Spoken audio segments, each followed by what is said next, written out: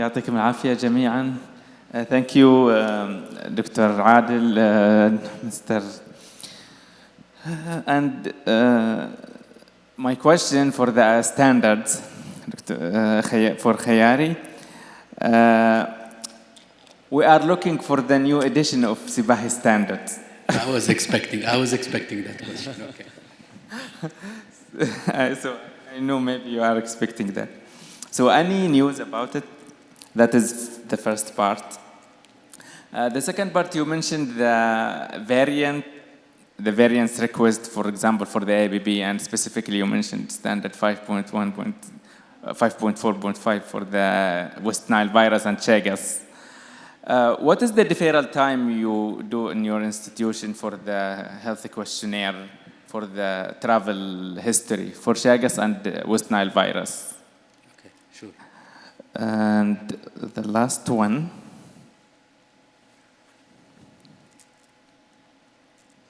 Maybe we can hear the first answer for the first question, and then we go for yes, please. Okay, so for the first answer, the question about the standard itself, I agree with you. Maybe everyone is eager to see the new version of the standards.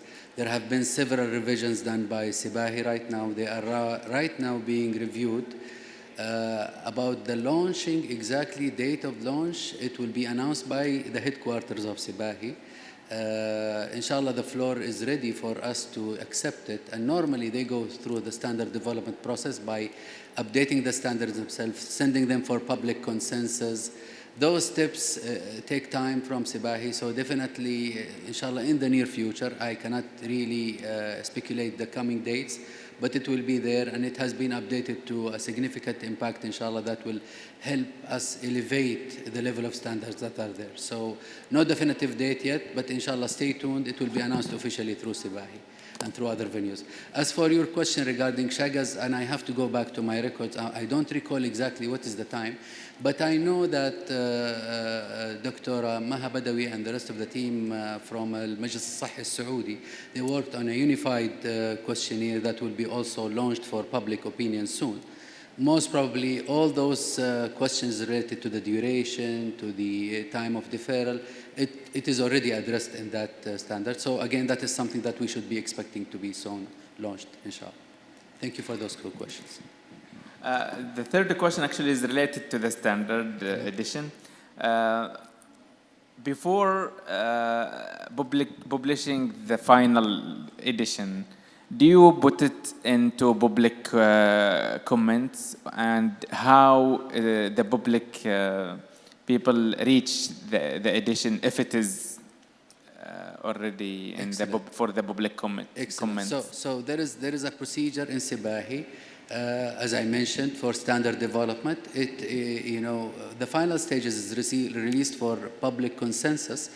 It is normally communicated through Sibahi headquarters to certain emails, but it will be also launched on their portal, and it will be also utilized like the rest in social media, and it will be officially communicated to facilities so that they give a grace period of, I think, 3 to 6 months for people to be able to reply, update before they release the latest version. So that's how it will be announced, inshallah.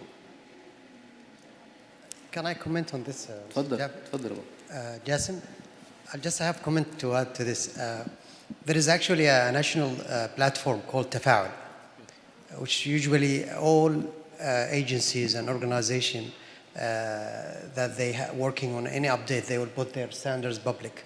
And I think the fourth version was actually public on that portal, so everybody can log and put his comments or something like this. So I think it's called Tafa'ul. This is the platform. So. منصة استطلاع. استطلاع sorry. منصة استطلاع. Sorry.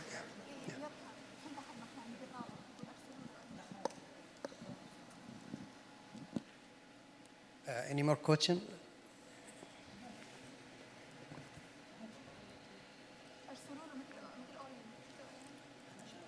Okay, I have one question to Dr. Adil regarding the, again, once we are talking about the new version of the standards and for the GMP standards, are you working on a new updated version for the GMP, or I think the last one was the second, or was it the third now? No, it's Thank you for your questions. We have updated the last version at the start of the 2024, and we published our guideline through the منصة استطلاع as well. So still now in استطلاع, Yes, not yet yes. finalized. Yes, we have received some comments from our stakeholders, and we worked with our legal department to finalize it, and it will be published soon, inshallah. I think we can have one last question. If... Assalamu alaikum. وعليكم السلام. هلا دكتور. I have a question about for Mr. McCarthy.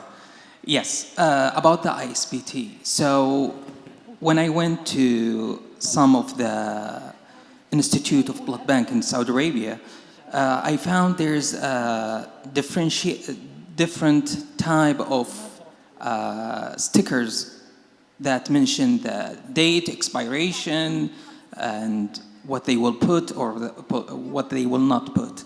So your ISBT label, is it fixed or you can change it?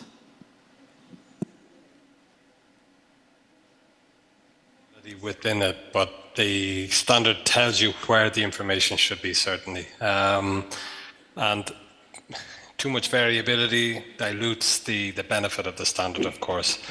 What I understand preparing this, when I was preparing for this talk, is that from the Saudi Ministry of Health that there's a recommendation or guidance on ISB 2128.